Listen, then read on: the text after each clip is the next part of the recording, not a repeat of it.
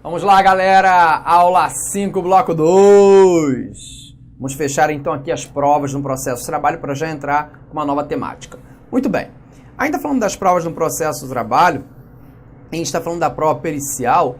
Diz o artigo 480 do CPC, a seguinte regra. 480.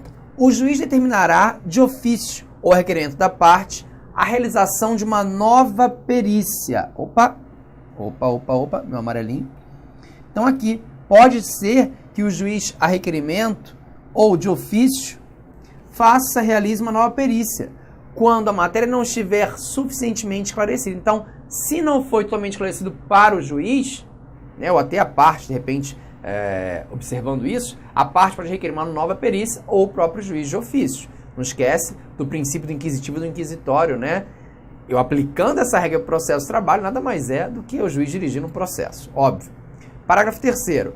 A segunda perícia não substituirá a primeira, cabendo ao juiz apreciar o valor de uma e de outra. Claro, eu não vou falar em troca de perícia e substituição. O juiz fundamenta, valoriza uma perícia, explica tudo o que ele quiser sobre ela, e na sequência, a nova perícia. Isso é possível, totalmente possível. Seguindo no CPC, 479. O juiz apreciará a prova pericial de acordo com o disposto no artigo 371, indicando na sentença os motivos que o levaram a considerar ou deixar de considerar as conclusões do laudo, levando em conta o método utilizado pelo perito. Claro, teve a prova pericial? Teve. O juiz tem que se manifestar sobre ela, o juiz tem que fundamentar. Afastou o laudo pericial por quê? Está de acordo com o laudo pericial por quê? Tem que ter fundamento. A gente tem que lembrar o seguinte, se eu tenho uma sentença sem fundamentar isso tudo, como é que eu vou pensar em interpor um recurso? Vou recorrer de quê? Vou falar de quê? Então, isso é de extrema importância. Fechou? Muito bem. Vamos, então, falar um pouquinho agora sobre a questão do assistente técnico. O assistente técnico é uma faculdade, é um luxo. Então, a parte vai decidir, ela decide, porque é ela que paga, se ela vai estar com assistente técnico ou não. Se tiver assistente técnico, qual será o prazo para o assistente técnico apresentar o seu laudo? Isso é importante, isso cai em prova. O assistente técnico deverá apresentar o seu laudo no mesmo prazo que o juiz fixar ao perito. Vou repetir. O assistente técnico deverá apresentar o seu laudo no mesmo prazo que o juiz fixar para o perito, sob pena de desentranhamento. Se o assistente técnico não apresentar, vai ser desentranhado, se for depois desse prazo. Ok? Agora, em relação ao laudo pericial, cuidado. Quanto ao laudo pericial, as partes vão ter o direito de se manifestar, não vão? Vão. Como é que fica no procedimento ordinário esse prazo e como é que fica no procedimento sumaríssimo esse prazo? Atenção aqui, que agora sim é questão quente de prova. No procedimento ordinário, o legislador não trouxe o prazo para as partes manifestarem quanto ao laudo pericial, aqui no processo de trabalho. Então, vai ser o prazo que o juiz fixar. Então, em relação ao prazo para as partes manifestarem quanto ao laudo pericial, o procedimento, o rito, quem prefere, ordinário, no processo de trabalho, eu não tenho um prazo fixado para as partes manifestarem.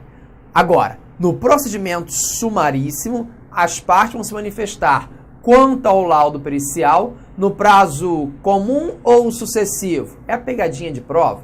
Comum ou sucessivo? Comum, no prazo comum de 5 dias. Então, quanto ao laudo pericial no procedimento sumaríssimo, as partes vão se manifestar no prazo comum de 5 dias. Não esquece disso. Tá bom? Tranquilo?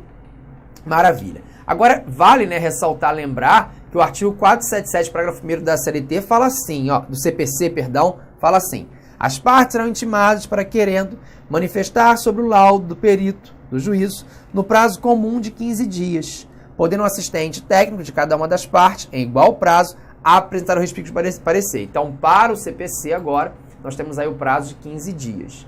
O nosso procedimento ordinário ele não fixou um prazo, a CLT não fixa esse prazo, então é bom que você tenha essa informação aí de segundo o CPC. Bom, quanto aos honorários periciais, quem paga? Isso nós já vimos. A gente, quando fala em pagamento de honorários periciais, a gente não confunde isso com pagamento de custas, porque custas quem paga é o vencido. Já honorários do perito, Quem vai pagar é a parte sucumbente na pretensão, objeto da perícia. Repito, quem paga honorários periciais no processo de trabalho é a parte sucumbente na pretensão, objeto da perícia. Preste atenção nisso, tá? Não é quem ganha a ação, não. Parte sucumbente na pretensão, objeto, esse paga honorários periciais. Tá, e se essa parte sucumbente na pretensão, objeto da perícia, se ela for beneficiária da justiça gratuita, ela sendo beneficiária da JG, quem paga o honorário do perito, é a União. Alguém paga a conta, esse alguém é a União. Súmula 457 do TST. A União, ela mesma, a União, é responsável pelo pagamento dos honorários do perito, quando a parte sucumbente no objeto da perícia for beneficiária da assistência judiciária gratuita, observado o procedimento disposto nos artigos 1º, 2º e 5º da Resolução número 66 de 2010 do Conselho Superior da Justiça do Trabalho. Então, quem paga honorários periciais quando a parte é beneficiária da justiça gratuita é a União. A União paga a conta. Fechado? Não esquece disso. Detalhe, honorários periciais não são prévios. Honorários periciais não são prévios. Vai pagar ao final. O juiz exigiu e depois... Não existe isso. Se o juiz exigir que você deposite alguma coisa hoje, você vai impetrar o mandado de segurança. OJ 98 da SDI 2 do TST. Acompanhe. É ilegal a exigência de depósito prévio para custeio de honorários periciais, dada a incompatibilidade com o processo de trabalho, sendo cabível o mandado de segurança, aí está, sendo cabível o mandado de segurança visando a realização da perícia independentemente do depósito. Então, não cabe a exigência de depósito prévio para honorários periciais. Eu vou depositar ao final. Exigiu, juiz exigiu. Não, depositar agora, o perito come, tem que parcelar. Mandado de segurança. Fechado?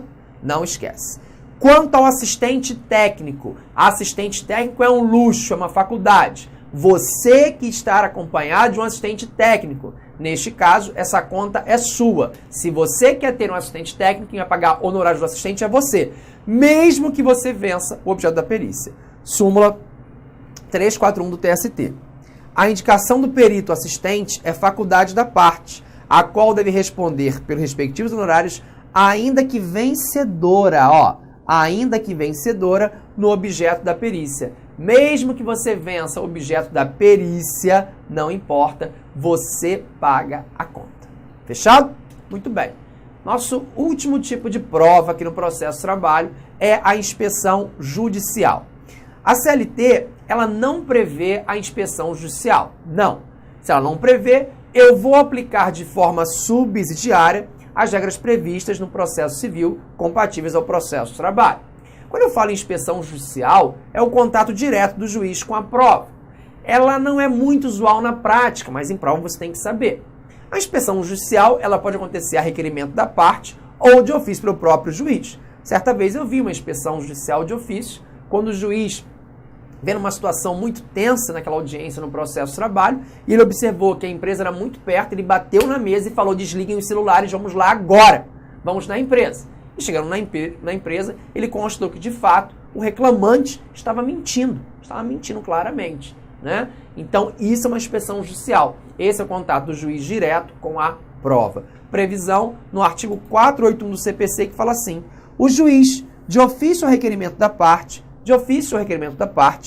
pode, em qualquer fase do processo, inspecionar pessoas ou coisas a fim de esclarecer sobre o fato que interessa a decisão da causa. Pessoas ou coisas a fim de esclarecer. Contato do juiz com a prova. Isso é interessante, isso é muito importante. Bom, encerrada a parte da instrução, as partes poderão aduzir razões finais. Eu fecho a instrução, as partes poderão aduzir razões finais de forma oral, no prazo máximo de 10 minutos para cada uma. Lembrando que o juiz pode converter essas razões finais orais por escrito, através de memoriais, isso é possível. Em seguida, encerrada aí as razões finais, o juiz renova a proposta conciliatória. Aí, nesse caso, eu tenho a segunda tentativa de conciliação. O juiz vai e renova a proposta conciliatória. Não, excelência, não tem mesmo acordo nenhum. Deixa eu mudar aqui. Se não tiver mesmo acordo nenhum, então nesse caso nós vamos para a sentença. Então, renovada a proposta conciliatória, se as partes não chegarem a um acordo, não chegaram, o juiz então passa para a sentença.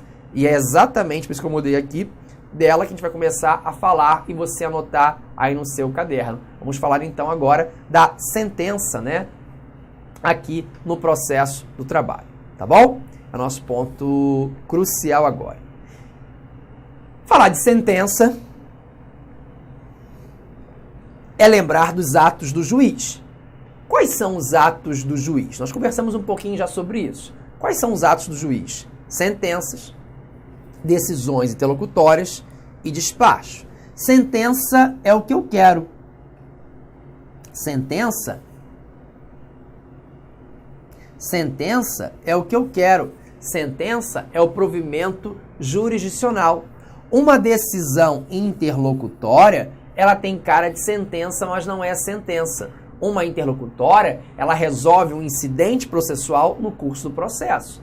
Já um despacho, ele apenas vai impulsionar, caminhar com o meu processo. Um despacho, tem que lembrar disso, ele não tem carga decisória, só impulsiona aquele processo. Da sentença cabe recurso? Cabe. O caminho é reto, o caminho é direto. Da sentença cabe recurso ordinário, aqui no processo de trabalho. De uma decisão interlocutória cabe recurso? Como é que eu tenho que responder? As decisões interlocutórias são irrecorríveis de imediato. Se elas são irrecorríveis de imediato, em regra não cabe nenhum recurso. Eu só posso recorrer quando vier o provimento final, se me interessar ainda. Óbvio. Então, não é que não caiba recurso. Não cabe recurso de imediato. E despacho, não cabe nenhum recurso. A CLT traz um conceito, Renzetti, de sentença? Não. A CLT não traz um conceito de sentença. Desta forma, vamos ter que aplicar de forma subsidiária, sem dúvida, o Código de Processo Civil, que diz assim no artigo 203, parágrafo 1º. Ressalvadas as disposições expressas no procedimentos especiais, sentença é o pronunciamento por meio do qual o juiz, com fundamento nos artigos 485 e 487, extinção com e sem resolução de mérito, põe fim à fase cognitiva do procedimento comum, bem como extingue a execução. Então, hoje é essa definição de sentença dada aí pelo próprio TST. Pelo próprio CPC. O próprio CPC hoje traz essa ideia. Bom, cuidado com um detalhe importante para a gente não errar em prova. O que a gente tem que saber pensando numa provinha mais elaborada? Os requisitos da sentença. Essa parte é importante. Então, os requisitos da sentença, embora a CLT não traga um conceito de sentença, eu encontro os requisitos, que eu vou alinhar com os requisitos de uma sentença previstos no Código de Processo Civil. Então, indo na redação do artigo 832 da CLT, eu encontro assim: da decisão deverão constar o nome das partes, o resumo do pedido e da defesa, a apreciação das provas, os fundamentos da decisão e a respectiva conclusão. Nome das partes, resumo do pedido e defesa, provas, fundamentos e, por fim, a conclusão. Muito bem. Qual é de fato a conclusão que eu chego aqui? Que uma sentença tem o relatório, nome das partes, nome do pedido. Muito claro. Quando ele fala que nome das partes, resumo do pedido de defesa, é o relatório. O primeiro ponto vai ser esse aqui a ser estudado. É o relatório. Relatório é todo o histórico do processo. O que aconteceu na audiência tal, o que aconteceu na peça processual tal, no ato tal. Então, a sentença tem um relatório. Relatório é a vida, é todo o histórico do processo. Objetivando o quê? Todos os acontecimentos. Fazer um checklist, um geral. Lembre-se nesse momento que no procedimento sumaríssimo, já que a audiência lá é única, todos os atos, a conciliação, a instrução do julgamento acontece numa única data, no sumaríssimo está dispensado da sentença o relatório. No procedimento regra, no procedimento ordinário, a sentença tem o relatório. A sentença tem o histórico daquele processo. mas no procedimento sumaríssimo eu dispenso o relatório. Fechado? Além do relatório, uma sentença tem que ter fundamentação. O que é uma fundamentação de uma sentença, Renzetti? Fundamentação da sentença é a exposição dos motivos, das razões de decidir, do convencimento do juiz. A própria Constituição, no artigo 93, inciso 9, ela exige a motivação das decisões. Eu tenho que motivar, fundamentando, eu estou motivando, para que a outra parte até também, de repente, saiba o que alegar no eventual recurso. Então, a fundamentação ela é muito importante por isso. E temos ainda o dispositivo. O que é o dispositivo? É a conclusão. O dispositivo, sem sombra de dúvida, é o principal requisito de uma sentença. É um dispositivo, se você vai ganhar ou não, ganhei ou não. Aqui no dispositivo, o juiz resolve as questões que foram apresentadas. Por todo exposto, julgo procedente em parte, julgo improcedente, julgo procedente. Então, é isso que acontece no dispositivo ou na conclusão. Então, veja, de acordo aqui com a redação do artigo 832 da CLT, nós temos 3 requisitos. O relatório, que é o histórico, né, já vimos, a fundamentação e a conclusão, que é o dispositivo.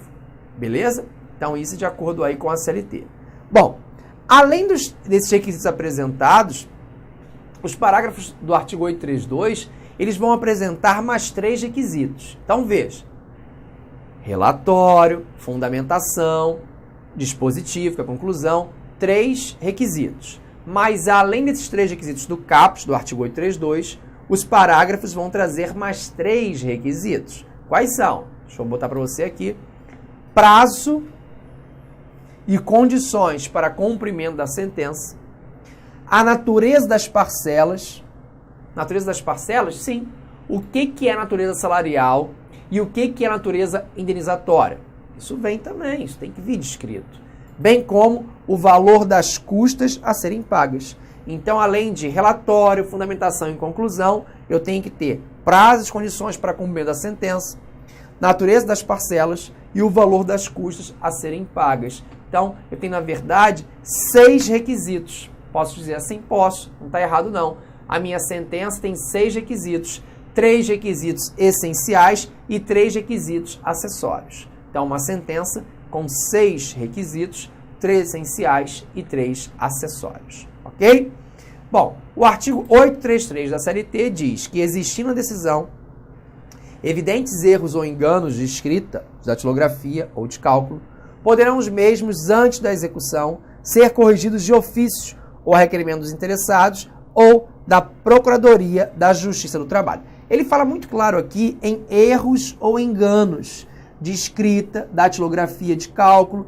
Ele não fala em erro numa conclusão, numa fundamentação, não. É um errinho mesmo de escrita, de português, datilografou, saiu um 0 a mais, tinha que ser um a menos. Então, esses erros, eles podem ser sanados de ofício. Não precisa você opor embargo de declaração para isso, não. Podem tranquilamente esses vícios serem sanados de ofício, claro, de ofício, ao requerimento, como está aqui, do interessado, ou pelo próprio Ministério Público do Trabalho, ou, como fala aqui, Procuradoria, que é sinônimo da Justiça do Trabalho. Fechado? Bom, nós temos uma questão agora a ser tratada muito importante. Vamos subir um pouquinho o nível da aula, mas é interessante. O novo CPC passa a trazer as regras para a fundamentação de uma sentença. Ou seja, o novo CPC não ensina o juiz a fundamentar uma sentença, claro que não. Mas o novo CPC mostra o que deve ter numa sentença para que ela seja considerada fundamentada. Não é, estou te ensinando a fundamentar, juiz, não é isso. Agora é, uma sentença é fundamentada se tiver isso, isso e isso. E essa regra, ela se aplica ao processo trabalho. Por essa nova regra, se aplicar ao processo trabalho, vale a nossa atenção aqui um pouquinho, principalmente você que vai fazer um concurso para analista. O artigo 3º da Instrução Normativa 39 de 2016 diz, volte por favor, que o artigo 489, que trata dos fundamentos da sentença, ele é aplicado sim ao processo do trabalho. Então, tenho aqui a prova que essas regrinhas serão apresentadas e aplicadas ao processo de trabalho. Então, eu preciso conhecer. O que é, então, uma sentença fundamentada, Renzetti, de acordo com o novo CPC, que é aplicado ao processo de trabalho? Aqui diz. Vamos lá. Não se considera fundamentada qualquer decisão judicial, seja ela interlocutória, sentença ou acórdão, que, então, não é fundamentada. 1. Se limitar a indicação, a reprodução ou a paráfrase de ato normativo sem explicar sua relação com a causa ou a questão decidida. Se eu me limitar a falar, é isso, por isso e isso, de acordo com o artigo tal, de acordo com a lei tal, isso não será uma sentença fundamentada. Reproduzir um outro julgado na sua sentença, isso não será uma sentença fundamentada. Eu tenho que detalhar, eu tenho que explicitar. Inciso 2. Não é sentença fundamentada que empregar conceitos jurídicos indeterminados sem explicar o motivo concreto de sua incidência no caso. Explicitar conceitos jurídicos indeterminados. Não cabe equiparação salarial nesse caso porque teve um fato impeditivo. A equiparação. Qual fato? Qual fato? Qual requisito? Cabe equiparação salarial porque foram preenchidos os requisitos da equiparação salarial. Ponto final. Por todo exposto, julgo procedente. Ação porque foram preenchidos. Na fundamentação falei, na conclusão também, né? Repeti. Porque foram preenchidos os requisitos da equiparação salarial. Quais requisitos? São cumulativos. Elenque todos, excelência. Isso seria uma sentença não fundamentada. Volte. 3. Invocar motivos que se prestariam a justificar qualquer outra decisão. Olha, o seu caso eu vou julgar assim, assim, assado, porque um processo semelhante teve na minha vara do trabalho, eu julguei assim, assim, assado. Vou copiar e colar aqui a sentença, tá? Isso é uma sentença fundamentada? Não. Isso é uma sentença sem fundamentação. Quer continuar assistindo essa videoaula? Aliás, você quer fazer o nosso curso aí, super competitivo, aqui no Lá Concurso? Então convido vocês a acessarem o nosso site, laconcurso.com.br. Lá nós temos uma preparação top de linha para o concurso do TRT 24. TRT 24, Tribunal Regional do Trabalho de Mato Grosso do Sul. Concurso esse que edital já está na praça, está publicado. A data da prova é no dia 26 de março, tá? 26 de março de 2017. Galera, papo reto com vocês. Esse nosso curso não é um curso qualquer, tá? Esse é um curso altamente competitivo. Você pode pesquisar, você pode procurar o trabalho dos nossos grandes professores na internet e você vai chegar à conclusão seguinte, que aqui no Lá Concursos é o melhor custo-benefício do mercado. Nós aqui do LAC, nós temos 3 cursos para o TRT 24. Primeiro, o curso de analista judiciário, área administrativa, tá? Um curso altamente competitivo, porque o professor Luiz Antônio é professor de administração e aquela parte de conhecimentos específicos na área de administração pública, vocês podem ter certeza que o professor vai fazer uma grande preparação para vocês gabaritarem. O curso de técnico, tá? O curso de técnico nós temos como grande professor o professor Rogério Renzetti, Trabalho e Processo do Trabalho, que vai gerar um grande diferencial competitivo para a galera. Tá certo, meus amigos? E, detalhe, 10 de 25 cada um dos cursos, ou se você quiser os dois, o combo aí por apenas 10 mensalidades de R$ 32,00, um curso completaço. Tá certo, meus amigos? Detalhe, você quer aí esse PowerPoint, você quer esse material do professor, acesse nosso site, tem um link aqui embaixo aqui que você pode fazer o download gratuitamente desse material. Um forte abraço, espero vocês. Tchau, tchau. Clique lá.